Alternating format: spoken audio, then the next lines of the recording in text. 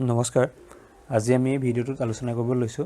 বিজ্ঞানৰ এটা topic force energy and motion মানে যেটো আমি অসমীয়াত কওঁ বল শক্তি আৰু মোশন মানে হৈছে গতি আমি এই ভিডিঅ'ত আজি কি আলোচনা কৰিম মই ইয়া দি দিছো যে মোশন মানে গতি ফোৰ্স মানে বল এনে কিছুমান ইংৰাজী টাৰ্মৰ লগত অসমীয়া শব্দবোৰ দিটো আছে কাৰণটো কি যে আমাৰ কিছুমান সিলেবাছত কি কৰা থাকে ইংৰাজী শব্দবোৰ দিয়া থাকে কিছুমান শব্দ আমি অসমীয়া শব্দবোৰ কেতিয়াবা জানাত অসুবিধা হ'ব পাৰে যেনেকৈ আমি ইয়াত অক্সিলেটৰী মোশন মানে অসমীয়াতনো কি বা ইয়াত আছে ইনষ্টেন্টেনিয়াছ ভেলোচিটি মানে কি তেনেকুৱা আমি কিছুমান শব্দৰ অসমীয়া অৰ্থবোৰ জনা উচিত গতিকে সেইকাৰণে ইয়াত মই এনেকৈ অসমীয়াত কাখত দি দিছো গতিকে এইখিনি এবাৰ চাইলে আমি অসমীয়া টাৰ্মবোৰ বুজি পোৱাত সুবিধা হ'ব এতিয়া প্ৰথম যেটো টপিকটো মই প্ৰথমতে আৰম্ভ কৰিম ইয়াৰ মোশন তাৰ পিছত ফোৰ্স তাৰ পিছত এনাৰ্জি এতিয়া প্ৰথম চাও মোশন মানে গতি মানেনো কি এতিয়া গতি মানে কি যদি চাও গতি মানে হ'ল সময়ৰ লগত বস্তু এটাৰ স্থানৰ পৰিৱৰ্তন বস্তু এটা যেনিবা এনেকৈ ৰৈ আছে যদি সময় যোৱাৰ লগে লগে বস্তুটো যদি কোনো ধৰণৰ স্থানৰ পৰিৱৰ্তন হয় যদি একে ঠাইতে ৰৈ থাকে তেতিয়া তাক আমি গতি কৰা বুলি নকওঁ তাক আমি তেতিয়া স্থিৰ অৱস্থাত থকা বুলি ক'ম আৰু সময়ৰ লগত যদি বস্তুটো স্থানৰ পৰিৱৰ্তন হয় বোলে এইখিনিত আছিলে বস্তুটা এইখিনিত পালেগে তেতিয়া তাৰ স্থানৰ পৰিৱৰ্তন যদি হয় তেতিয়া তাক আমি কি বুলি ক'ম বস্তুটোৱে গতি কৰা বুলি ক'ম এতিয়া গতিৰ আমি বিভিন্ন প্ৰকাৰ পাওঁ সৰলৰৈখিক গতি পাওঁ বৃত্তীয় গতি পাওঁ দোলন গতি পাওঁ ঘূৰ্ণন গতি পাওঁ পৰ্যাবৃত্ত গতি পাওঁ আৰু কি পাওঁ যাদৃচ্ছিক গতি আজি আমি এই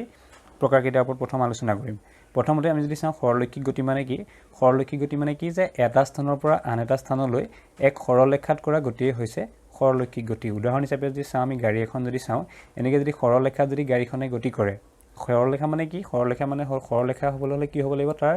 কোণৰ মানটো 180 ডিগ্ৰী হ'ব লাগিব এনেকুৱা 180 ডিগ্ৰী হ'ব লাগিব গতিকে 180 ডিগ্ৰী যেতিয়া যাব তেতিয়া তাক আমি কি বুলি ক'ম সৰলৰেখাত গতি কৰা বুলি ক'ম আৰু সৰলৰেখাত গতি কৰা আমাৰ গতিয়ে হৈছে কি সৰলৰৈখিক গতি গাড়ী এখন যেতিয়া এনেকৈ সিধা ৰাস্তাত গতি কৰিব তেতিয়া তাক আমি কি বুলি ক'ম সৰলৰৈখিক গতি বা আমি যদি স্লোপ এটাত যদি এনেকৈ বল এটা যদি ওপৰৰ পৰা এনেকৈ যদি তাক এনেকৈ তললৈ নামিবলৈ দিওঁ তেতিয়া সি বলটো কি হ'ব ইয়াৰ পৰা এনেকৈ চুচুৰি আহিব মানে কি হ'ব সি 180 ডিগ্ৰীত নামিব 180 ডিগ্ৰী কোণত গতিকে আমি তাৰ পৰা যদি চাওঁ মানে গতি কৰা যেটো পথ এনেকৈ যদি চাওঁ এটো 180 ডিগ্ৰী ইয়াৰ লগত হোৱা নাই কিন্তু সি যেটো নামি অহা যেটো পথটো যদি চাওঁ আমাৰ কি সিধা আছে 180 ডিগ্ৰী সি নামি অহা পথটো 180 ডিগ্ৰী গতিকে সি সৰলৰেখাত গতি কৰা বুলি ক'ব পাৰিম আমি গতিকে তাৰ গতি সৰলৰৈখিক আৰু বস্তুটো যদি ওপৰলৈ মাৰি পঠাওঁ বা তললৈ যদি মাৰি পঠাওঁ তেতিয়া তাৰ গতি আমি কি পাব পাৰোঁ সৰলৰৈখিক গতি পাব পাৰোঁ তাৰ পিছত বৃত্তীয় গতিৰ ফাল যদি চাওঁ বৃত্তীয় গতিনো কাক কয় তেতিয়া আমি কি ক'ম বৃত্তাকাৰ পথত বস্তু এটাই কৰা গতিয়ে হৈছে বৃত্তীয় গতি আমি শব্দটোৰ লগত প্ৰায় তাৰ অৰ্থটো ওলাই থাকে মানে কাক কয় এতিয়া আমি যদি চাওঁ উদাহৰণ এটা যেতিয়া কি দেখোঁ ৰছী এডালত যদি আমি গধুৰ কিবা শিলগুটি বা কিবা বল এটা যদি বান্ধি তাক আমি যদি চাৰিওফালে এনেকৈ যদি ঘূৰাওঁ ইয়াত ছবিটো দেখুৱাৰ দৰে তেতিয়া আমি এই বলটোৱে যিটো বা শিলগুটিটোৱে যিটো গতি কৰিব সেই গতিটো হ'ব কি বৃত্তীয় গতি বৃত্তীয় গতিৰ এটা বৈশিষ্ট্য জানি থৈ যাওঁ বৃত্তীয় গতিত কি হয় বস্তুটোৰ গতিৰ দিশৰ সলনি হৈ থাকে যেনেকৈ ইয়াত বস্তুটো এফালে ঘূৰাইছে এফালে দিশ সলনি হৈছে আকৌ যেতিয়া এইখিনি পাইছে ইয়াৰ দিশ সেইফালে সলনি হৈছে গতিকে বৃত্তীয় গতিত কি হয় বস্তুটাৰ দিশৰ সলনি হৈ থাকে তাৰপিছত আহিলে দোলন গতি মানে কি এটা বস্তুৱে তাৰ সাম্য অৱস্থানৰ দুয়োফালে একেটা বাটেৰে অহা যোৱা কৰা গতিয়ে হৈছে দোলন গতি আমি যদি এটা উদাহৰণৰ সহায়ত চাওঁ তেতিয়া বুজি পাই যাম যে এডাল পেঞ্চিলত যদি এনেকৈ ৰছী এডাল লগাই তাত যদি এনেকৈ ৰিং এটা যদি লগাই দিওঁ তাৰপিছত কি কৰোঁ ৰিংটো যদি মই এনেকৈ হাতেৰে এটা চাইডে যদি এইফালে যদি টানি দিওঁ তেতিয়া কি হ'ব এই ৰিংটো এইফালে যিমান দূৰ আহিলে আকৌ সি সিমান দূৰ এইফালে যাব আকৌ এইফালে সি নিজে আকৌ অকণমান দূৰ এইফালে আহিব আকৌ এনেকৈ এইফালে যাব আমি তেনেকৈ কৰি পেলাই চাব পাৰোঁ তেতিয়া সি যে একেটা বাটেৰে যে অহা যোৱা কৰি থাকিলে এনেকৈ যিটো গতি হয় তাক আমি কি বুলি কওঁ দোলন গতি বুলি কওঁ কেতিয়াবা আমি ঘড়ীটো দেখোঁ পেণ্ডুলাম বুলি যিটো কওঁ এনেকৈ আমি তাত কি দেখা পাওঁ দোলন গতি বুলি কওঁ আৰু এনেকৈ যিটো ঘূৰি থাকে তাক আমি কি বুলি কওঁ দোলক তাৰ এটা নাম আছে সেইটো কোৱা হয় দোলক তাৰপিছত আহিলে ঘূৰ্ণন গতি কাক কয় বস্তু এটাৰ গাত থকা এডাল কাল্পনিক অক্ষৰ সাপেক্ষে বস্তুটোৱে যেতিয়া একে ঠাইতে থাকি ঘূৰি থাকে সেই গতিক কি বুলি কোৱা হয় ঘূৰ্ণন গতি বুলি কোৱা হয় যেনেকৈ আমি চকা এটা যদি এনেকৈ চাওঁ কোনো এডাল অক্ষৰ সাপেক্ষে যদি সি এনেকৈ যদি ঘূৰি থাকে তেতিয়া তাক আমি কি বুলি ক'ম ঘূৰ্ণন গতি বুলি ক'ম আৰু যিডাল অক্ষক কেন্দ্ৰ কৰি পেলাই চকাটো ঘূৰি থাকে তাক আমি অক্ষজলক ক'ম নামটো কি ঘূৰ্ণন অক্ষ মানে যিডাল অক্ষক কেন্দ্ৰ কৰি বস্তু এটা ঘূৰি থাকে তাক কয় ঘূৰ্ণন অক্ষ আৰু এনেকৈ যেতিয়া অক্ষজলক কেন্দ্ৰ কৰি বস্তু এটা ঘূৰি থাকিব তাক গতিটোক ক'ম ঘূৰ্ণন গতি আমি যেনেকৈ আমি ফেন এখনৰ ক্ষেত্ৰত যদি চাওঁ ফেন এখনৰ ক্ষেত্ৰতো তেনেকৈ পাব পাৰোঁ যেনেকৈ ইয়াত যিডাল মাৰিডাল লগত আছে মটৰটোৰ লগত এনেকৈ যিডাল আছে সেই তাক কেন্দ্ৰ কৰি পাংখা ইখন কি হৈ থাকে ঘূৰি থাকে গতিকে এডাল অক্ষক কেন্দ্ৰ কৰি পেলাই সি ঘূৰি আছে গতিকে সেইটো হ'ব কি ঘূৰ্ণন গতি কিন্তু আমি যদি কেৱল যদি পাংখা কেইখনৰ যদি চাওঁ পাংখা কেইখনৰ কিন্তু গতিটো কি বুলি হিচাপে বৃত্তীয় গতি হিচাপে আমি ধৰিব পাৰোঁ তাৰপিছত নেক্সট আহিলে পৰ্যাবৃত্ত গতি কোনবোৰ যে এক নিৰ্দিষ্ট সময়ৰ মূৰে মূৰে পুনৰ হৈ থকা গতিক পৰ্যাবৃত্ত গতি বোলে এতিয়া আমি জানো যে কি আমি ঘড়ী কাটাডালৰ ক্ষেত্ৰত যদি প্ৰথম চাওঁ ঘড়ী কাটাডাল প্ৰথম যেনিবা ধৰি লৈ এই 8 বাজি ইয়াত কিমান আছে 20 মিনিটৰ আছে 8 বাজি 20 মিনিটৰ পৰা কি হ'ব আকৌ একদম সম্পূৰ্ণ 12 ঘণ্টাৰ মূৰত যেতিয়া এপাক সম্পূৰ্ণ ঘূৰি হ'ব সম্পূৰ্ণ ঘূৰিবলৈ তাক কিমান 12 ঘণ্টা সময় লাগিব গতে সি 12 ঘণ্টাৰ মূৰত আকৌ একেদৰে ঘূৰি থাকিব মানে প্ৰথম এতিয়া 8:20 হৈছে তাৰ পৰা 9টা বাজিব তাৰ পৰা এনেকৈ টাইমটো গৈ থাকিব ঠিক একেদৰে আকৌ 8টা বাজিব 8:20 কেতিয়া হ'ব যেতিয়া সি সম্পূৰ্ণ 12 ঘণ্টাৰ মূৰত সম্পূৰ্ণ 12 ঘণ্টাৰ মূৰত আকৌ 8:20 হ'ব গতিকে এনেকৈ তাক এটা নিৰ্দিষ্ট সময়ত সি আকৌ একেদৰে ঘূৰি থাকিব গতিকে সেই তেনেকৈ ধৰণে যেতিয়া একে সময় এক নিৰ্দিষ্ট সময়ৰ মূৰে মূৰে ঘূৰি থাকে ইয়াত কেতিয়াবা বোলে 12 ঘণ্টা কেতিয়াবাতো 11 ঘণ্টা তেনেকুৱা নহয় সদায় 12 ঘণ্টাৰ মূৰে মূৰে ঘূৰি থাকিব গতিকে তেনেকুৱাবোৰক আমি কি বুলি ক'ম পৰ্যাবৃত্ত গতি বুলি ক'ম আৰু যে এই যে কাটাডাল যে এই ঘণ্টা কাটাডাল হওক এই যে ইয়াৰ পৰা ইয়ালৈ ঘূৰিবলৈ তাক কিমান সম্পূৰ্ণ 12 ঘণ্টা সময় লাগিলে এই ঘণ্টা কাটাডাল ইয়াত এনেকৈ আগৰ পজিশ্যনলৈ পাবলৈ গতিকে ইয়াক আমি কি বুলি ক'ম পৰ্যায়কাল বুলি ক'ম যিটো সময় লাগে সেই সময়টোক আমি কি বুলি ক'ম পৰ্যায়কাল বুলি ক'ম ঠিক একেদৰে আমি একেটা উদাহৰণকে লৈ পেলাই সূৰ্যৰ চাৰিওফালে যে আমাৰ পৃথিৱীখন ঘূৰি থাকে তাৰ ক্ষেত্ৰতো আমি একেটাকে পাওঁ যে সূৰ্যৰ চাৰিওফালে আমাৰ পৃথিৱীখন ঘূৰোতে তাক কিমান সময় লাগে 365 দিন এপ্ৰক্সিমেট 365 দিন তাতকৈ অকণমান বেছি হয় কিন্তু গণ্য কৰা হয় কোনটো 365 দিনটোকে গতিকে 365 দিন যে লাগে সেই 365 দিনৰ মূৰে মূৰে সি এপাক ঘূৰে তাতকৈ বেছি নালাগে বুজি পাইছেনে গতিকে সেইটো হৈছে কি তাৰ পৰ্যায়কাল তাৰপিছত আহিলে যাদৃচ্ছিক গতি মানে কি যে গতিৰ দিশ যদি অনিয়মিতভাৱে সলনি হয় তেতিয়া তাৰ গতিক কি বুলি কোৱা হয় যাদৃচ্ছিক গতি মানে বোলে প্ৰথম এনেকৈ গ'ল সৰলৰেখাত গ'ল বোলে ঘূৰণীয়াকৈ গৈছে তেনেকুৱা নহয় এনেকৈ যেনি তেনি যাব পাৰে গতিকে যেনি তেনি যেতিয়া অনিয়মিতভাৱে দিশৰ সলনি হ'ব তেতিয়া তাৰ আমি গতিক কি বুলি ক'ম যাদৃচ্ছিক গতি বুলি উদাহৰণ হিচাপে যদি চাওঁ পৰুৱা এটাৰ যদি গতিক চাওঁ ই প্ৰথম বোলে পৰুৱাতে এইফালে গ'ল তাৰপৰা আকৌ এইফালে গ'ল তাৰপৰা এইফালে গ'ল ই নিয়মিতভাৱে নাই আমি তাক সৰলৰেখাত বা বৃত্তীয় গতিত গৈছে বুলি ক'ব নোৱাৰোঁ সি অনিয়মিতভাৱে গতি কৰিছে গতিকে তেনে গতিক আমি কি বুলি ক'ম যাদৃচ্ছিক গতি বুলি ক'ম গতিকে গতিৰ প্ৰকাৰ এইকেইটা আমি আলোচনা কৰা হৈ গ'ল তাৰোপৰি আমি দুই প্ৰকাৰ আমি গতি পাম গতি দুটা ভাগত আৰু ভাগ কৰা হৈছে যেনেকৈ সুষম গতি আৰু কি অসুষম বা বিষম গতি সুষম গতি মানে কি এটা বস্তুৱে এক সৰলৰেখাত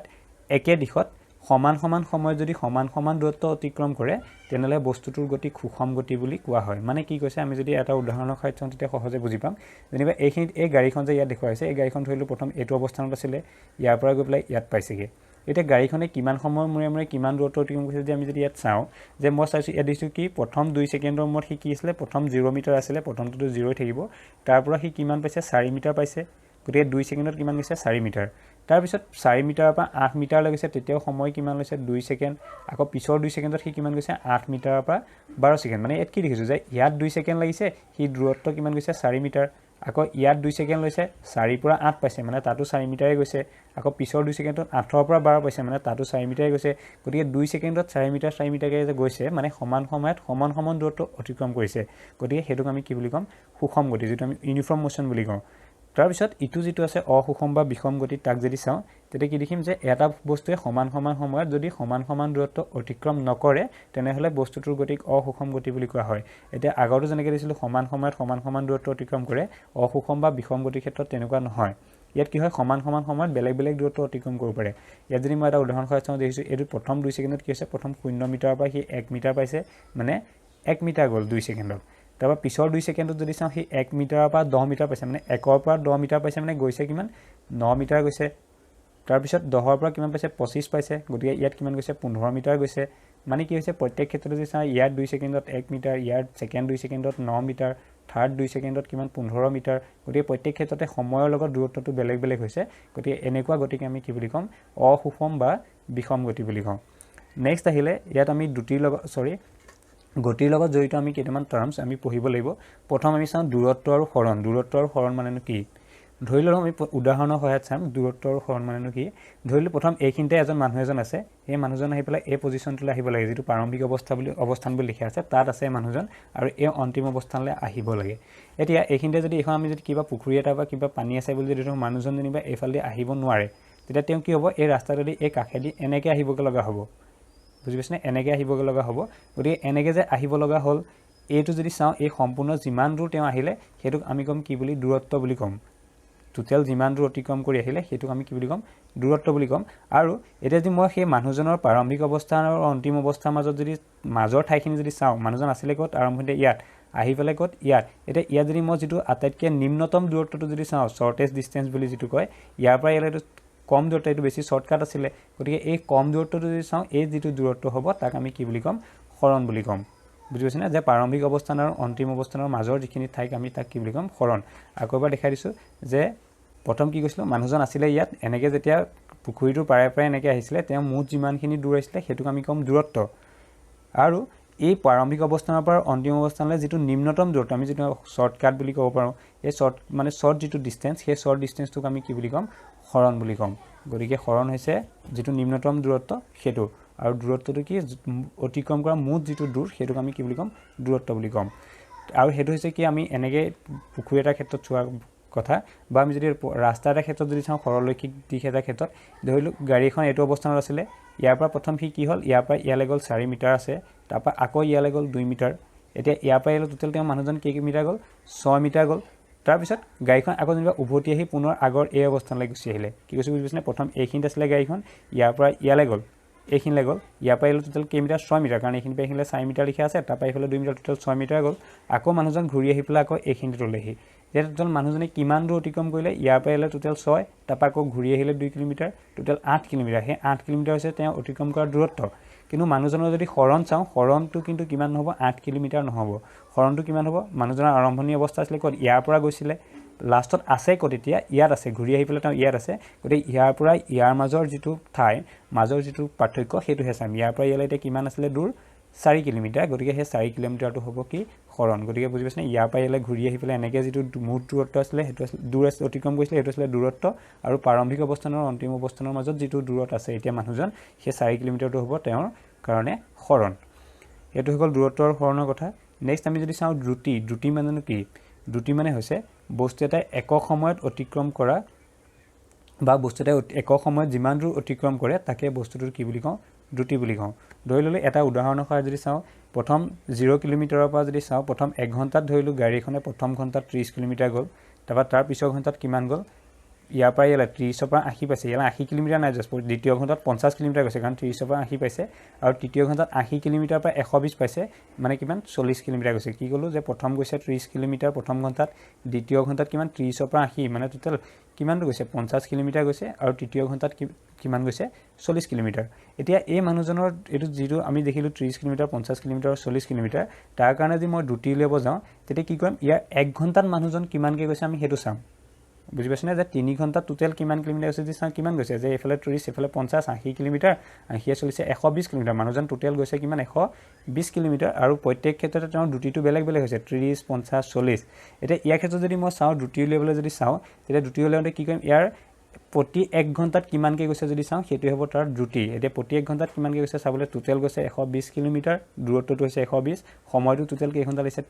3 ঘণ্টা এতিয়া 3য়ে যদি মই 120ক হৰণ কৰোঁ তেতিয়া পাম কিমান 40 গতিকে মানুহজনৰ দ্ৰুতি হৈছে কিমান 40 এতিয়া দ্ৰুতিটো কিহত লিখে কিলোমিটাৰ আৰু কিহত আছে ঘণ্টাত আছে গতিকে ইয়াৰ একক হ'ব কিলোমিটাৰ পাৰ ঘণ্টা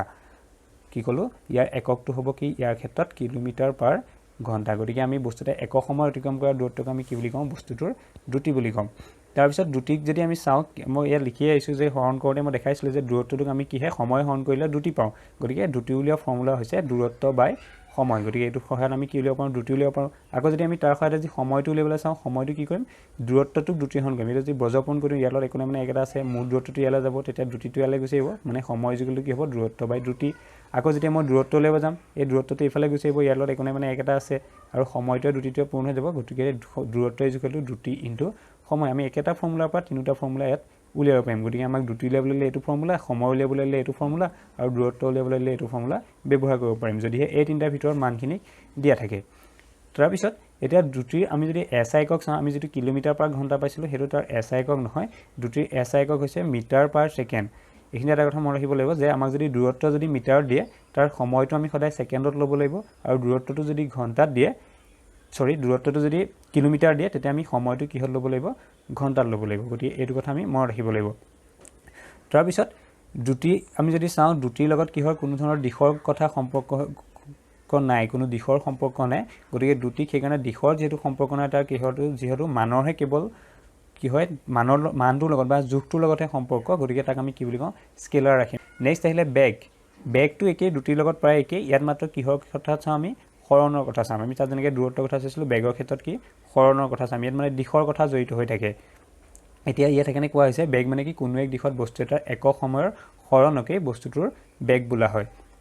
বেগ যদি উলিয়াবলৈ যাওঁ তাৰ কাৰণে ফৰ্মুলা ব্যৱহাৰ কৰিম বেগ ইজ ইকুৱেল টু হৰণ বাই সময় আমি যেনেকৈ দ্ৰুতি পাওঁতে দূৰত্ব বাই সময় পাইছিলোঁ ইয়াত বেগ লিখোঁতে আমি কি লিখিম সৰণ বাই সময় বেগৰ এছআই একক যদি চাওঁ ইয়াৰ এছআই একক একেই হ'ব মিটাৰ পাৰ ছেকেণ্ডে হ'ব দ্ৰুতি আৰু বেগৰ এককটো একেই কিন্তু ৰাশিটো দুইটা বেলেগ দ্ৰুতিৰ লগত দিশৰ কথা নাছিল কাৰণে স্কেলাৰ হৈছিলে কিন্তু বেগৰ লগত কিহৰ কথা আছে দিশৰ কথা জড়িত হৈ আছে গতিকে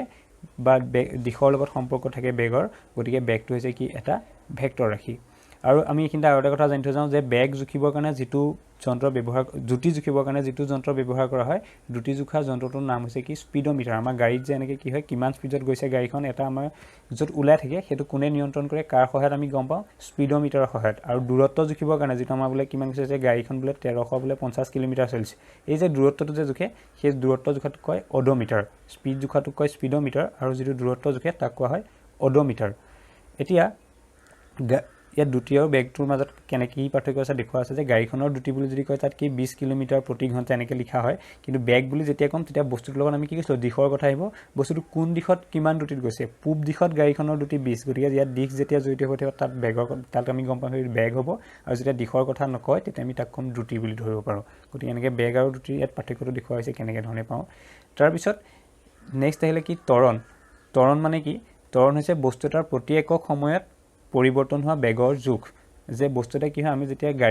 গাড়ী এখন বোলে গৈ আছে ৰাস্তা হেৰি তাৰ কি হয় তাৰ প্ৰত্যেক সময়ৰ মূৰে কিছুমান কোনো সময়ৰ মূৰে তাৰ বেগৰ পৰিৱৰ্তন হৈ থাকিব পাৰে গতিকে এই যে বেগৰ সলনি হয় কোনো একক সময়ত বস্তু এটাৰ সেই বেগৰ পৰিৱৰ্তনকে কি বুলি কোৱা হয় বেগৰ পৰিৱৰ্তনৰ হাৰক ত্বৰণ বুলি কোৱা হয় গতিকে ত্বৰণ উলিয়াবলৈ আমি কি কৰোঁ বেগৰ পৰিৱৰ্তন মানে যিমান বেগৰ যিমান পৰিৱৰ্তন হৈছে তাক যদি সময়ে যদি হৰণ কৰি দিওঁ তেতিয়া আমি বস্তুটোৰ কি পাম ত্বৰণ পাম সেইকাৰণে ত্বৰণটো ফৰ্মুলাত লিখা আছে a = v-u/t v মানে হৈছে অন্তিম বেগ u মানে হৈছে প্ৰাৰম্ভিক বেগ প্ৰথম অৱস্থাত বেগটোক ইউৰে বুজায় অন্তিম অৱস্থাৰ বেগটোক ভিৰে বুজায় অন্তিম অৱস্থাৰ বেগৰ পৰা যদি প্ৰাৰম্ভিক বেগটো যদি বিয়োগ কৰি তাক অতিক্ৰম কৰা সময়ে যদি হৰণ কৰি দিওঁ তেতিয়া আমি কি পাম ত্বৰণ পাম ত্বৰণৰ এছআই এককটো হৈছে মিটাৰ পাৰ ছেকেণ্ড স্কোৱাৰ আমি কি আছিলে যেতিয়া আমি বেগ আৰু দ্ৰুতি পাইছিলোঁ তাত মিটাৰ পাৰ ছেকেণ্ড আছিলে কিন্তু যেতিয়া ত্বৰণৰ কথা ক'ম ত্বৰণৰ কথা আহোঁতে কি আহিব মিটাৰ পাৰ ছেকেণ্ড স্কোৱাৰ তাৰপিছত এতিয়া এইখিনিতে আৰু এটা গড় বা দ্ৰুতিৰ লগত জড়িত আৰু কেইটামান কথা যেনেকৈ গড় দ্ৰুতি তাৎক্ষণিক দ্ৰুতি বা গড় বেগ আৰু তাৎক্ষণিক বেগ আমি সেইকেইটাও জানি থৈ যাওঁ গড় দ্ৰুতি মানে কি বা তাৎক্ষণিক দ্ৰুতি মানে কি প্ৰথম যদি চাওঁ বস্তু এটা অতিক্ৰম কৰা মুঠ দূৰত্বক মুঠ অতিবাহিত সময়ৰে যদি হৰণ কৰোঁ তেতিয়া তাৰ পৰা যিটো দ্ৰুতি পাম তাক আমি ক'ম গড় দ্ৰুতি কি কৈছোঁ মুঠ দূৰত্বক যদি অতিবাহিত মুঠ সময়ৰে যদি হৰণ কৰা হয় তেতিয়া আমি বস্তুটোৰ কি পাওঁ গড় দ্ৰুতি পাওঁ গড় দ্ৰুতি পালে গোটেই মুঠ দূৰত্বটো চোৱা হয় আৰু মুঠ সময়টো লোৱা হয় কিন্তু তাৎক্ষণিক বেগৰ ক্ষেত্ৰত তেনেকুৱা তাৎক্ষণিক দ্ৰুতিৰ ক্ষেত্ৰত তেনেকুৱা নহয় তাৎক্ষণিক দ্ৰুতি কি হয় বস্তু এটাৰ কোনো এক বিশেষ মুহূৰ্তৰ দ্ৰুতিক তাৎক্ষণিক দ্ৰুতি বুলি কোৱা হয় যেনেকৈ আমি গাড়ী এখন যদি বাইক এখন যদি চলাই গৈ থাকোঁতে তাত মিটাৰটোত যদি চাওঁ সি কিমান স্পীডত গৈ আছে তেতিয়া তাৰ আমি তাৎক্ষণিকভাৱে যদি চাওঁ কোনো নিৰ্দিষ্ট এটা সময়ত সেইটোক আমি কি বুলি ক'ম তাৎক্ষণিক দ্ৰুতি বুলি ক'ম যিটো স্পীড হয় বোলে আমি বোলে ইয়াত কি দেখিলোঁ কাটাডাল বোলে 40ত থকা দেখিলোঁ তেতিয়া তাৰ কাৰণে তাৎক্ষণিক দ্ৰুতিটো কিমান তাৰ 40 কিন্তু যেতিয়া আমি গড় দ্ৰুতি চাম তেতিয়া টোটেল আমি যিমানটো স্পীডত টোটেল স্পীডটো যিমান হ'ল মানে মুঠ দূৰত্বটো যিমান গ'লোঁ তাক যদি আমি কিমান সময় লাগিলে সেই সময়টোৰে যদি হৰণ কৰোঁ তেতিয়া পাম কিন্তু গড় দ্ৰুতি গতিকে তাৎক্ষণিক দ্ৰুতিটো কোনো নিৰ্দিষ্ট সময়ত চোৱা হয় আৰু গড় দ্ৰুতিটো গোটেই কি হয় অতিক্ৰম কৰা গোটেই সময়খিনিৰ পিছত চোৱা হয় তাৰপিছত গড় বেগটো একে গড় বেগটোৰ ক্ষেত্ৰত যেনিবা কিহৰ কথা আহে হৰণৰ কথা আহে আৰু তাৎক্ষণিক বেগৰ ক্ষেত্ৰতো গড় বেগৰ ক্ষেত্ৰত আমি ক'লোঁ মুঠ হৰণৰ কথা চাম তাত যেনেকৈ দূৰত্বৰ কথা চাইছিলোঁ আৰু তাৎক্ষণিক বেগৰ ক্ষেত্ৰত চাওঁতো আমি নিৰ্দিষ্ট মুহূৰ্তৰ হৰণক চাম তাৰপিছত গড় বেগ আৰু তাৎক্ষণিক বেগ ইয়াত এইটো এটা জানিব লগা কথা যে গড় বেগ আৰু তাৎক্ষণিক বেগ কেতিয়াবা সমান হয় কেতিয়া গড় বেগ আৰু তাৎক্ষণিক বেগ সমান হয় যদিহে বস্তুটোৰ বেগ অপৰিৱৰ্তনীয় হয় অৰ্থাৎ ত্বৰণ শূন্য হয় ত্বৰণ শূন্য মানে কি বস্তুটোৰ বেগৰ পৰিৱৰ্তন যদি সমান হৈ থাকে বেগৰ পৰিৱৰ্তন কি ক'লোঁ সমানে যদি হৈ থাকে বোলে প্ৰথম 1 ঘণ্টাত বোলে এনেকৈ বোলে এইটো প্ৰথম 1 ঘণ্টাত আছিলে প্ৰথম গাড়ীখন বোলে 10 কিলোমিটাৰ প্ৰতি ঘণ্টাত আছিলে তাৰপৰা 20 কিলোমিটাৰ হৈছে তাৰপৰা তাৰ পিছৰ 2 নম্বৰ যিটো ঘণ্টা তাত যেনিবা 20 কিলোমিটাৰ স্পীডত গৈছিলে তাৰপৰা কিমান হ'ল 30 কিলোমিটাৰ হ'ল মানে 10 এনেকৈ একেটা বেগত যেতিয়া পৰিৱৰ্তন হৈ থাকিব তেতিয়া তাক আমি কি বুলি ক'ম অপৰিৱৰ্তনীয় বেগ বুলি কওঁ আৰু তাৰ ক্ষেত্ৰত সেই তাত কি বুলি কয় যেতিয়া বেগৰ পৰিৱৰ্তনে নহয় তেতিয়া ত্বৰণ তাত কি হয় শূন্য হয় আৰু তেনে ক্ষেত্ৰতে বস্তু এটাৰ গড় বেগ আৰু তাৎক্ষণিক বেগটো কি হয় সমান হয় তাৰপিছত আহিলে সুষম ত্বৰণ মানে কি যদি বস্তু এটাৰ বেগ সমান সময়ৰ অন্তৰালত সমান পৰিমাণে বাঢ়ে বা কমে তেতিয়া বস্তুটোৰ ত্বৰণক কি বুলি কোৱা হয় সুষম ত্বৰণ মানে বস্তু এটাৰ বেগৰ পৰিৱৰ্তন যদি সমান সময়ৰ মূৰে সমানে বাঢ়ে বা সমানে কমে কেৱল যে বাঢ়ে তেনেকুৱা নহয় বা কমিবও পাৰে গতিকে সমানে যেতিয়া বাঢ়িব বা সমানে কমিব তেতিয়া তাক আমি কি বুলি ক'ম সুষম ত্বৰণ বুলি ক'ম সুষম ত্বৰণৰ যদি উদাহৰণ চাওঁ মুক্তভাৱে অধিগমন কৰা বস্তু বস্তুৰ গতি আমি ওপৰৰ পৰা যদি বস্তু এটা পেলাই দিওঁ তাত কি হয় বেগৰ পৰিৱৰ্তনটো কি হয় সমানে সমানে বাঢ়িব নহলে সমানে সমানে কমিব একে বেগতে সি গতি কৰিব গতিকে তাৰ ক্ষেত্ৰত কি হ'ব আমি কি পাম সুষম ত্বৰণ বুলি ক'ম বা বস্তু এটা বল এটা যদি এনেকৈ স্লোপ এখনত যদি এনেকৈ ওপৰৰ পৰা তললৈ এনেকৈ পেলাই দিওঁ তেতিয়া সিও কি হ'ব সমান বেগতে গতি কৰিব তাত বেগৰ পৰিৱৰ্তন সমানে সমানে হ'ব গতিকে তেনেকুৱা বস্তুবোৰ আমি কি পাওঁ সুষম ত্বৰণ পাওঁ এইখিনিলৈকে আমাৰ যিটো গতি আছিলে গতিৰ লগত সম্বন্ধ থকা বস্তুবোৰ হৈ আছে নেক্সট আমি পঢ়িম বল বল মানে কি যে কোনো বস্তুক ঠেলা বা টনা কাৰ্যক বিজ্ঞানৰ ভাষাত কি বুলি কোৱা হয় বল বুলি কোৱা হয় আৰু বল প্ৰয়োগ কৰিলে কি হয় বল প্ৰয়োগ কৰাৰ ফলত বস্তু এটাৰ স্থিৰ অৱস্থা বা গতিশীল অৱস্থা কি হ'ব পাৰে পৰিৱৰ্তন হ'ব পাৰে আমি এনেকৈ বস্তু এটা এনেকৈ যদি ঠেলোঁ বা এনেকৈ যদি বস্তু এটা যদি টানো তেতিয়া তাত আমি কি হোৱা বুলি কওঁ বল প্ৰয়োগ কৰা হোৱা বুলি কওঁ আৰু ইয়াৰ কাৰণে কি হ'ব পাৰে ৰৈ থকা বস্তু এটা গতি পাব পাৰে বা গতি কৰি থকা বস্তু এটা ৰৈ যাব পাৰে আমি যদি গতি কৰি কোনোবা বোলে চাইকেল এখন চলাইছে তাক যদি আমি বল প্ৰয়োগ কৰি যদি ৰখাব চাওঁ সি কি হ'ব ৰৈ যাব মানে গতিশীল অৱস্থাৰ পৰা স্থিৰ অৱস্থা হৈছে বা ৰৈ থকা বস্তু এটাক যদি বল প্ৰয়োগ কৰি ঠেলিব বিচাৰোঁ তেতিয়া কি হ'ব সি আগলৈ যাব তাৰ স্থানৰ পৰিৱৰ্তন হ'ব তেতিয়া আমি কি হ'ব স্থিৰ অৱস্থাৰ পৰা গতিশীল অৱস্থা হোৱা বুলি ক'ম গতিকে সেইটো কথা ইয়াত কোৱা হৈছে নেক্সট আমি যদি বলৰ বিভিন্ন প্ৰকাৰসমূহ চাওঁ তেতিয়া কি দেখিম পেশীয় বল স্থিতিস্থাপক বল চুম্বকীয় বল বৈদ্যুতিক বল মহাকৰ্ষণিক বল আৰু নিউক্লিয় বল ইয়াৰ পৰা আৰু বেলেগ বেলেগ বলৰ প্ৰকাৰ আছে আমি 6টা বলৰ প্ৰকাৰৰ ওপৰত আলোচনা কৰিম প্ৰথম ইয়াত যদি চাওঁ পেশীয় বল মানে কোনবোৰ যি আমাৰ মাংসপেশীৰ পৰা যিবোৰ বল উদ্ভৱ হয় তাক আমি কি বুলি কওঁ পেশীয় বল বুলি যেনেকৈ আমি এনেকৈ যদি কিবা বস্তু এটা যদি তলৰ পৰা ওপৰলৈ দাঙিবৰ ক্ষেত্ৰত আমাৰ মাংসপেশীৰ পৰা বল প্ৰয়োগ কৰা হয় তেনেকুৱা বলক কি বুলি কোৱা হয় পেশীয় বল বা আমি কিবা কাম এটা কৰোঁতে আমাৰ যেতিয়া মাংসপেশীৰ পৰা বল প্ৰয়োগ কৰা হয় তেতিয়া আমি কি বুলি কওঁ পেশীয় বল বুলি কওঁ স্থিতিস্থাপক বল মানে কি যে কোনোবা এটা বস্তু যেতিয়া আমি তাৰ এইটো এটা ধৰিলোঁ স্প্ৰিং এডালৰ বস্তু এটা আছে ইয়াৰ যেতিয়া মই দৈৰ্ঘ্যটো যদি স্প্ৰিংডালৰ দৈৰ্ঘ্যটো যদি বেছি কৰিব বিচাৰোঁ বা আয়তন যদি ইয়াৰ বেছি কৰিব বিচাৰোঁ মানে কি কৰিম আমি এই বক্সটো যদি এইফালে টানি দিম তেতিয়া তাৰ দৈৰ্ঘ্য সলনি হ'ব দৈৰ্ঘ্য বাঢ়িব কিন্তু এই দৈৰ্ঘ্য সলনি কৰোঁতে তাত কি হয় ইয়াৰ বস্তুটোৱে তাৰ আমি যিটো বল প্ৰয়োগ কৰিছোঁ তাৰ ওপৰত তাৰ বিপৰীতে আৰু এটা বল প্ৰয়োগ কৰি থাকে যাৰ ফলত সি কি কৰিব বিচাৰে এই বস্তুটো তাৰ আগৰ অৱস্থালৈ আনিব বিচাৰে যেনেকৈ আমি যদি তাক এৰি দিওঁ সি আকৌ আগৰ অৱস্থালৈ গুচি আহিব এনেকৈ যিটো হ'ব এইটো আমি প্ৰসাৰিত হোৱা বুলি ক'ম আৰু এনেকৈ যেতিয়া চাপি আহিব তাক আমি সংকুচিত হোৱা বুলি ক'ম গতিকে আমি স্থিতিস্থাপকতাৰ ক্ষেত্ৰত দুটা পাম প্ৰসাৰণ আৰু সংকোচন এতিয়া যেতিয়া আমি প্ৰসাৰিত কৰিম বস্তুটো আকৌ তাক এটা বস্তু বলে কি কৰি দিব তাক টানি থাকিব ইয়াৰ বিপৰীতে টানি থাকিব তেতিয়া সেই যিটো বলে টানি থাকে তাক আমি কি বুলি কওঁ স্থিতিস্থাপক বল বুলি কওঁ আৰু যিটো ধৰ্মৰ কাৰণে সেইফালে আহে তাক আমি ধৰ্মটো যদি তাক কওঁ তাৰ ধৰ্মটোৰ নাম হৈছে স্থিতিস্থাপকতা বুলি আমি ক'ব পাৰোঁ চুম্বকীয় বল কি আমি সকলোৱে জানো যে চুম্বকে বস্তু কোনো লোহা বা এনেকুৱা বস্তু আকৰ্ষণ কৰোঁতে যি বল প্ৰয়োগ কৰে সেইটো হৈছে চুম্বকীয় বল মানে চুম্বকে প্ৰয়োগ কৰা বল আৰু বৈদ্যুতিক বল কি যে আধানৰ মাজত যি বল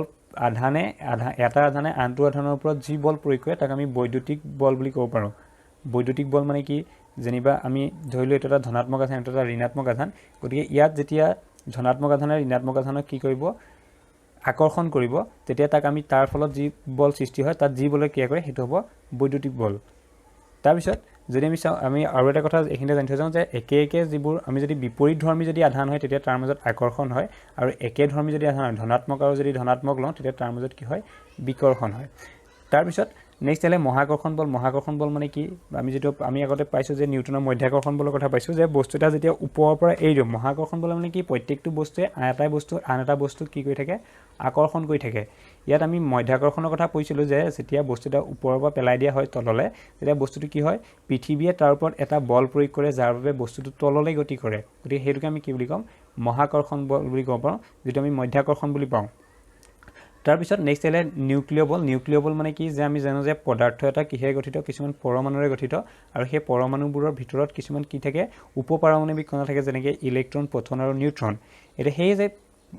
কি কয় পৰমাণু এটাৰ নিউক্লিয়াছত যি নিউট্ৰন আৰু প্ৰটন থাকে সেই নিউট্ৰন আৰু প্ৰটনে তাক এটাই আনটোক কি হৈ থাকে এটা বলেৰে আকৰ্ষণ কৰি থাকে এটা বলৰ তাত এটা বলে ক্ৰিয়া কৰি থাকে সেই বলটোকে কি বুলি কোৱা হয় নিউক্লিয় বল বুলি কোৱা হয় গতিকে আমি গম পালোঁ নিউক্লিয় বল কি মহাকৰ্ষণ বল কি পেশীয় বল এইখিনি আমি গম পালোঁ নেক্সট আমি আৰু দুটা বলৰ প্ৰকাৰ যদি পঢ়োঁ সংস্পৰ্শ বল আৰু সংস্পৰ্শ বল মানে কি বস্তু এটাৰ সংস্পৰ্শত থাকিলেহে প্ৰয়োগ কৰিব পৰা বলক সংস্পৰ্শ বল বুলি কোৱা হয় যেনেকৈ পেশীয় বল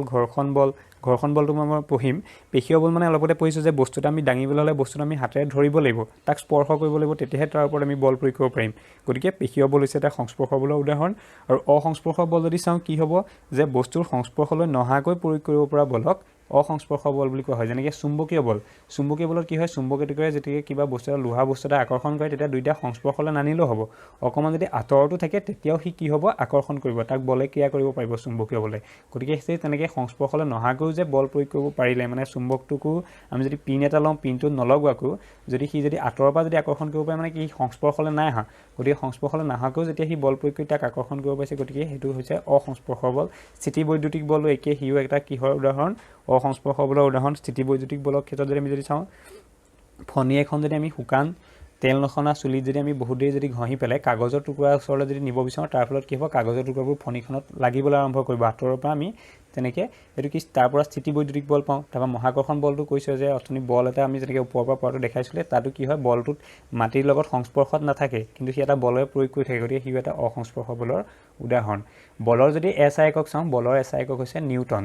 আৰু বলো এটা কি ৰাশি ভেক্টৰ ৰাশি কাৰণ ইয়াৰ লগত কি হৈ থাকে দিশৰ কথা জড়িত হৈ থাকে সেইকাৰণে বলক কি বুলি কোৱা হয় বল এটা কি ৰাশি হয় ভেক্টৰ ৰাশি হয় তাৰপিছত আহিলে ঘৰ্ষণ বল মানে কি ঘৰ্ষণ বল মানে হৈছে এখন তল বা পৃষ্ঠৰ ওপৰেৰে গতি কৰোঁতে গতিৰ বিপৰীত দিশত তলখনে গতি কৰা বস্তুটোৰ ওপৰত এটা বল প্ৰয়োগ কৰে এই বলক ঘৰ্ষণ বল বোলা হয় মানে আমি যেতিয়া উদাহৰণৰ সহায়ত আমি যদি বাকচ এটা যদি এনেকৈ ঠেলি গৈ থাকোঁ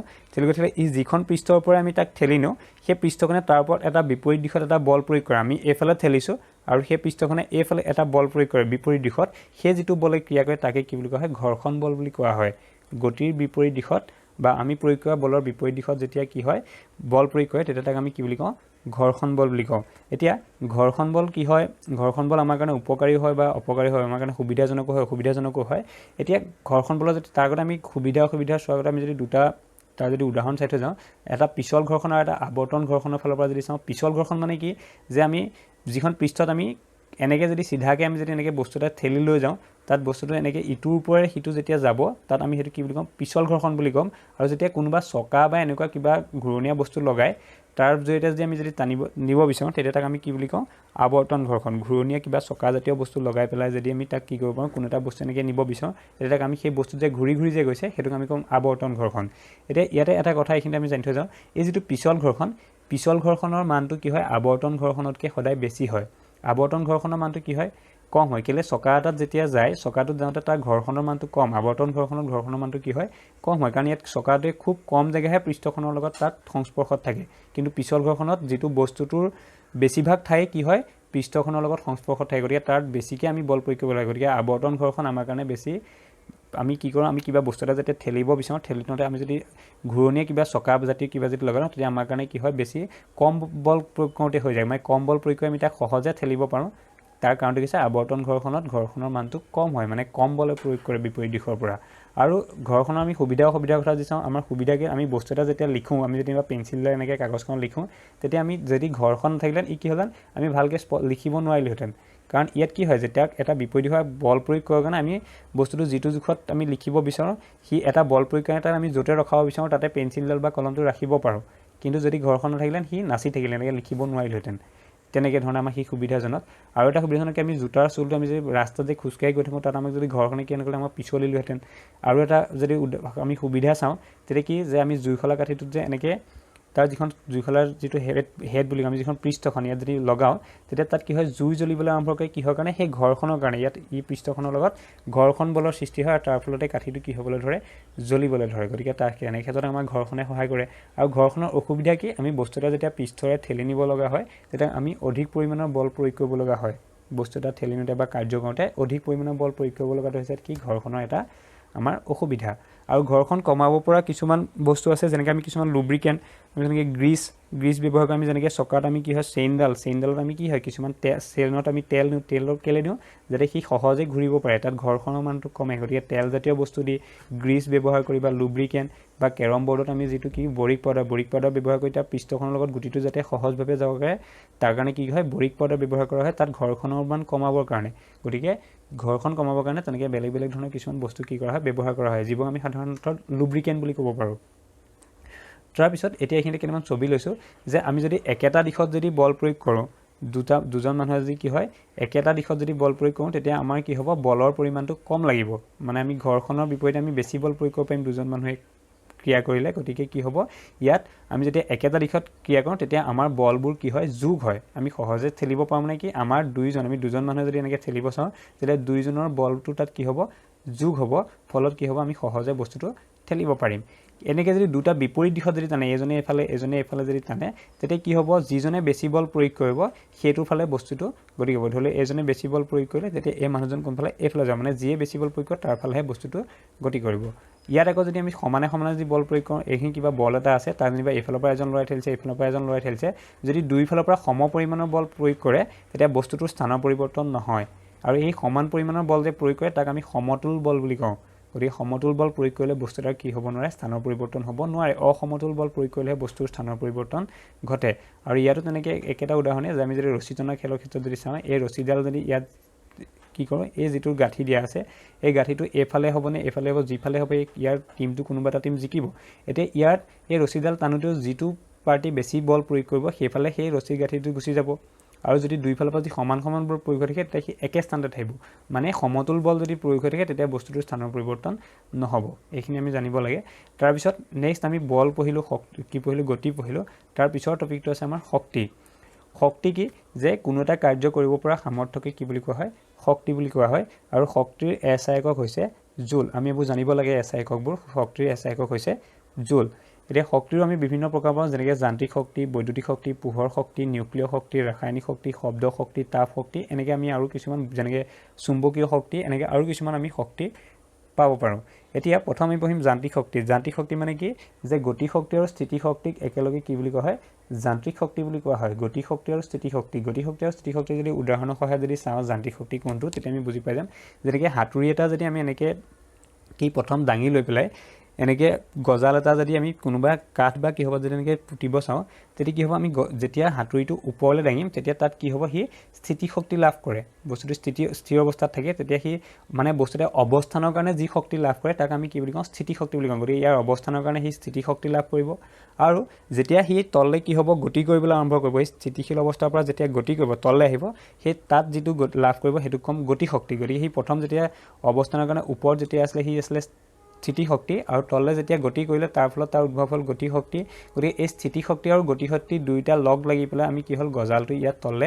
ইয়াত যেতিয়া গজালটোত হাতুৰি কোবটো পৰিব সি তললৈ সোমাই যাব তাত কি শক্তি প্ৰয়োগ হ'ল সেই যান্ত্ৰিক শক্তি বুলি আমি তাকে কি বুলি ক'ব পাৰিম যান্ত্ৰিক শক্তি বুলি ক'ব পাৰিম মানে স্থিতি শক্তি আৰু গতি শক্তি দুইটা লগ হৈ পেলাই যিটো হ'ল সেয়া হৈছে যান্ত্ৰিক শক্তি এতিয়া বস্তুৱে গতিৰ কাৰণে কাৰ্য কৰিব পৰা শক্তিকে কি বুলি কোৱা হয় গতি শক্তি বুলি কোৱা হয় যেনেকৈ হাতুৰিটো ওপৰৰ পৰা তললৈ আহিছিলে সি তাত গতি কৰিছিলে তাৰ কাৰণে যি শক্তি পাইছিলে সেইটো হৈছে গতি শক্তি অৱস্থানৰ বাবে কাৰ্য কৰিব পৰা শক্তি স্থিতি শক্তি যেনেকৈ বস্তুটো এইখিনিতে আৰু এটা কথা যে হাতুৰিটো যে আমি যদি ইয়াৰ পৰা এই পৃষ্ঠখনৰ পৰা যদি কম ওপৰলৈ নিওঁ কম ঠাই ওপৰলৈ নিওঁ উচ্চতাটো যদি কম নিওঁ তেতিয়া তাত আমি পিছৰ পইণ্টটো লিখিছোৱে যে মাটিৰ পৰা কম উচ্চতাত বস্তুৱে কম স্থিতি শক্তি লাভ কৰে আৰু মাটিৰ পৰা উচ্চতা বাঢ়িলে বস্তুটোৰ স্থিতি শক্তি বাঢ়ে যেনেকৈ এইখিনিতে এখন যদি কাঠ এখন আছে তাৰ ওপৰতে গজাল এটা আছে তাৰ ওপৰত যদি হাতুৰিটো যদি কম ওপৰলৈ নিওঁ মানে উচ্চতাটো যদি কম নিওঁ তেতিয়া তাৰ ওপৰত যিমান শক্তি প্ৰয়োগ কৰিব যদি হাতুৰিটো বেছি ওপৰলৈ নিওঁ তাৰ পৰা যিটো শক্তি প্ৰয়োগ কৰিব সেইটো কম ঠাইৰ পৰা কৰাটোতকৈ ওপৰৰ পৰা কৰাৰ শক্তিটো কি হ'ব বেছি হ'ব মানে তাত যেতিয়া যিমানে অৱস্থান বেছি হ'ব তাৰ স্থিতি শক্তিৰ মানটো কি হৈ যায় বাঢ়ি যায় আৰু অৱস্থান কম হ'লে তাৰ স্থিতি শক্তিৰ মানটো কমে আৰু এটা এইখিনিতে কথা আছে যে বস্তু এটাৰ স্থিতি শক্তি কেতিয়া উদ্ভৱ হয় যদিহে তাৰ স্থানৰ স্বাভাৱিক যিটো অৱস্থা যিটো অৱস্থানত থাকে তাৰ যদি সাল সলনি হয় তেতিয়াই কি হয় বস্তুটোৰ স্থিতি শক্তিৰ উদ্ভৱ হয় তাৰপিছত আহিলে বৈদ্যুতিক শক্তি পোহৰ শক্তি বৈদ্যুতিক শক্তি মানে কি আমি ইলেক্ট্ৰনৰ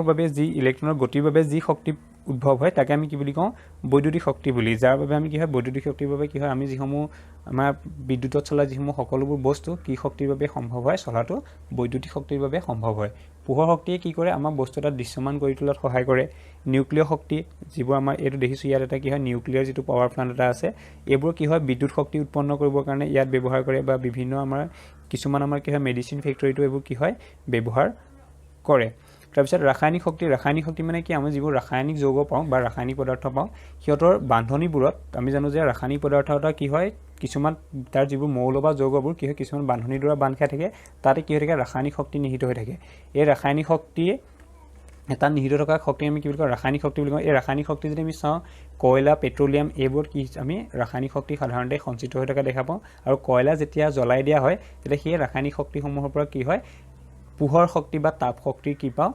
উদ্ভৱ হয় গতিকে ৰাসায়নিক শক্তিৰ পৰা কেনেকৈ আমি তাপ শক্তি আৰু পোহৰ শক্তি পাওঁ যেনেকৈ যেতিয়া কয়লাটোত কি থাকে আমাৰ ৰাসায়নিক শক্তি নিহিত থাকে তাক যেতিয়া জ্বলাই দিয়া হয় তেতিয়া কি হয় তাৰ পৰা পোহৰ শক্তি আৰু তাপ শক্তিৰ উদ্ভৱ কৰে নেক্সট শব্দ শক্তি আমি শব্দ শক্তি জানোৱে আৰু তাপ শক্তিটো জানোৱে যে বস্তু এটা যেতিয়া গৰম কৰা হয় তাৰ পৰা কি তাপ উৎপন্ন হয় সেইবোৰ কি তাপ শক্তি গতিকে এই তাপ শক্তি শব্দ শক্তি পোহৰ শক্তি একদম আমি সাধাৰণতে পাই থকা নেক্সট আহিলে আমি শক্তি কি হ'ব পাৰে এটা শক্তিৰ এটা প্ৰকাৰৰ পৰা আন এটা প্ৰকাৰলৈ আমি তাক কি কৰিব পাৰোঁ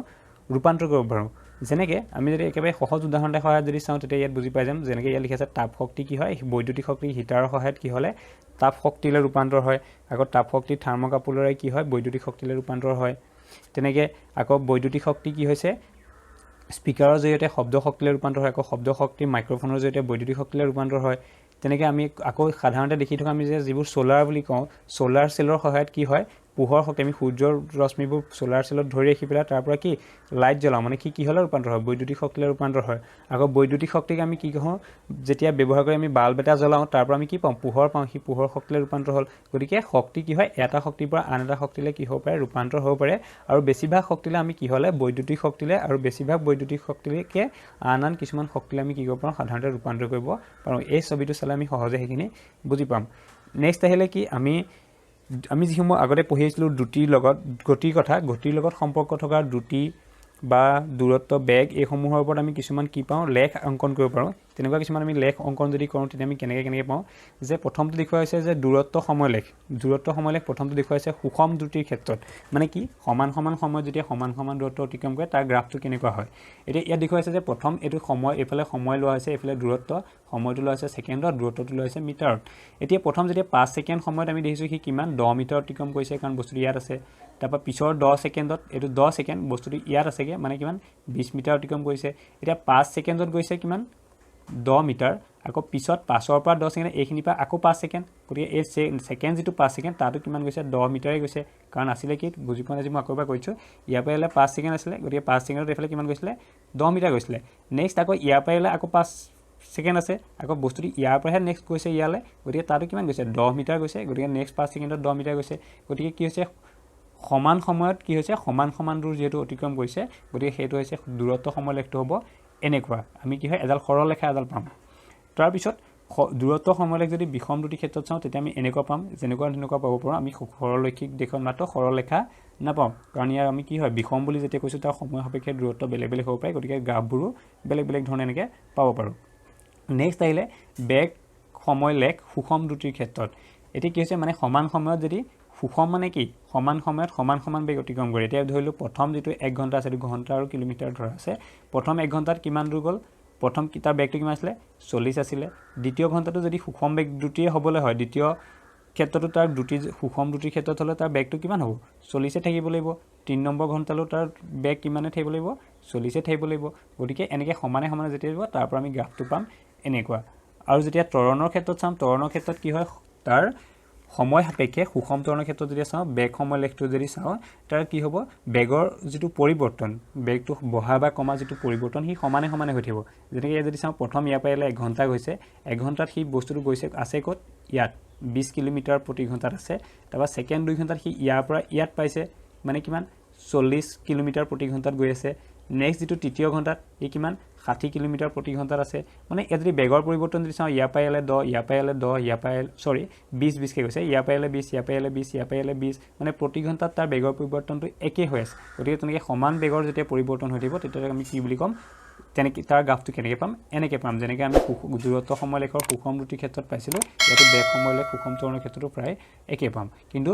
বেগ সময়লেখটো যদি বিষম ত্বৰণৰ ক্ষেত্ৰত চাওঁ তেতিয়া আমি কি পাম এনেধৰণে বেলেগ ধৰণে পাম গতিকে আজিলৈ এই ভিডিঅ'টোত আমি কিহৰ ওপৰত আলোচনা কৰিলোঁ গতি বল আৰু শক্তিৰ ওপৰত ইয়াৰ পৰৱৰ্তী ভিডিঅ'ত আমি এই গতি বল আৰু শক্তিৰ যিসমূহ MCQ আছে সেই MCQ সমূহৰ ওপৰত আলোচনা কৰিম আজিলৈ ভিডিঅ'টো ইমানতে আহিছোঁ ধন্যবাদ